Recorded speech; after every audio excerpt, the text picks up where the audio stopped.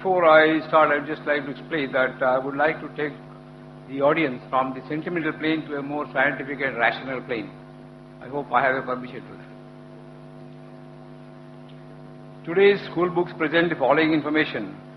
In the course of evolution, the animal man, or Homo erectus, evolved 2 million years ago with a brain size of 1000 cc against a size of 400 cc of the apes. Evolution continued with the brain growing to 1400 cc 200,000 years ago, and this animal was known as Homo sapien. The present form of man was evolved about 35,000 years ago and is known as Homo sapiens sapien. Anthropologists have estimated that man developed a speech center in his brain 50,000 years ago. Now the question is, in this record of development, when did God originate and for what purpose? Number two, the progress of science has made it possible to... Only one question, sir. Any question this is in relation to that. If you cut it short, the answer will not be long. Give me the time for the question, please. Okay. When the progress of science has made it possible to clone all animals, including man, to produce any number of animals having all desired characteristics. If God ever existed, how much of the power attributed to God is now left with him? Sorry? And the last, if God is ever existed, how much of the power attributed to God is now left with him? Third one, God is described as a sea of kindness, finished, and mercy. Yet all leaders of all religions, when faced with the prospect of death, rush to a hospital like the one next door and never to the place of worship where they preached all their life that man lives and dies by the wish of God. Is there an explanation for this phenomenon? The brother has asked basically three questions. First, he gave, according to him, the theory of evolution of man and said, where does God fit in? Secondly, after as God has created all these things, how much of his power has been reduced? Thirdly, that when you get sick, you run to the hospital, not to the temple or church or masjid. Three part of the question. He said the answer will be short. The question was long. So imagine, to give a detailed answer will take time. Brother, I'd like to tell you that what you quoted about the Homo sapiens, etc. You are talking about the theory of evolution, brother. Theory of evolution. I'm a medical doctor. I have not come across a single book in my life which says fact of evolution. It is theory of evolution. And even I know about the theory of evolution and about the Darwin theory. Complete answer refer to my video cassette, Quran and Modern Science, Conflict or Conciliation. What Darwin said was only a theory. He wrote a letter to his friend Thomas Thompson in 1881 that I believe in this theory of natural selection because I don't have any proof. Only because it helps me in natural selection, it helps me in embryology, in classification, in rudimentary organs. There's no book saying the fact of evolution. All the books say theory of evolution. That's why, if we have to say to a friend that if you are present at Darwin's time, Darwin's theory would have been proved right, trying to insinuate to look like an ape. There were missing links. Darwin himself said the missing links. You spoke about the hominids, you only spoke about one wave. I'll tell you about all the four waves. The first wave was Lucy. Lucy was first wave which came 3.5 million years. You talk about 2 million years, I'm telling you what scientists have said 3 million years ago. Lucy. It died out by the Ice Age. The second came the Homo erectus. About 500,000 years. After that came the Neanderthal man, the third wave, about 40,000 years ago. And the last was the Cro-Magnon. But brother, there is no link between all these stages. It's only a hypothesis. According to P.P. Grasset,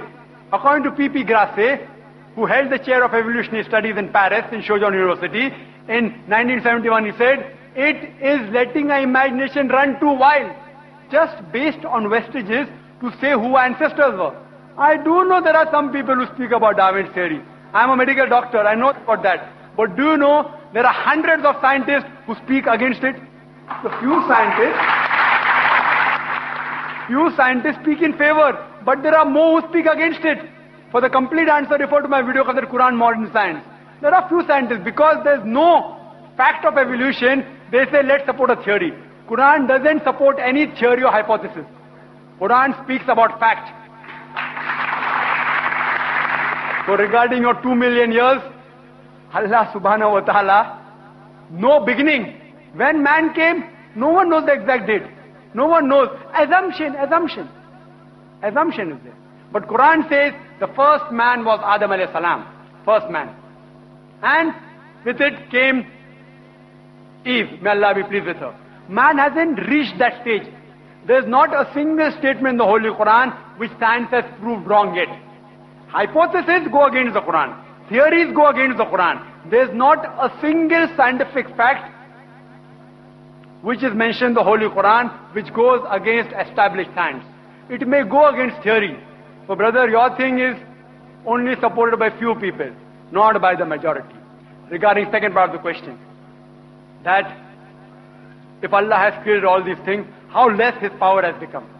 You can't understand it completely. As the Quran says in Surah Anam chapter 6 verse 103, is beyond comprehension. I can give you a simile, not exactly same. An ocean. If you take a drop out of the ocean, how much does the level of the ocean go down? How much?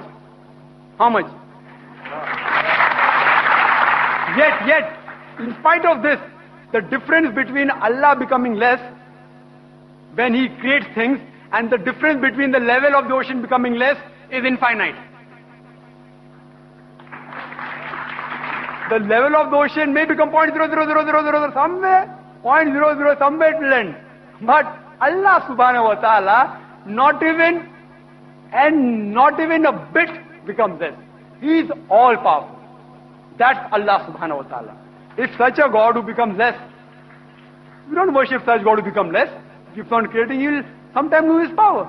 So this God is eternal, absolute. As I said in my talk, He is absolute and eternal. Everything depends on Him. He doesn't depend on anything. Where did Allah come? Allah was before the universe created. Where does He fit in? Where did He get created? He is uncreated.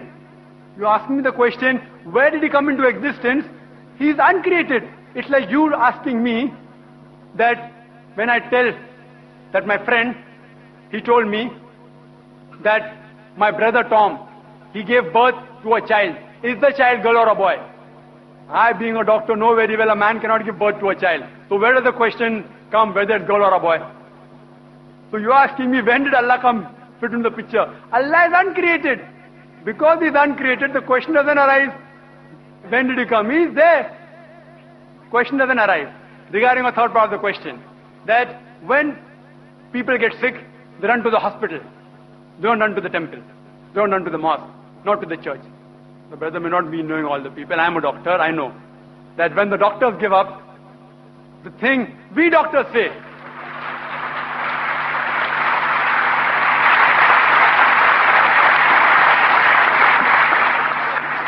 we doctors say, Huwa Shafi, it is He who cures.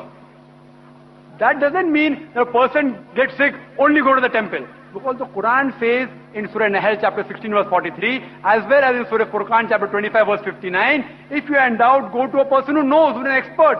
If you get sick, besides praying to Allah subhanahu wa ta'ala, go to a person who is an expert in medicine, go to a doctor. Quran says that.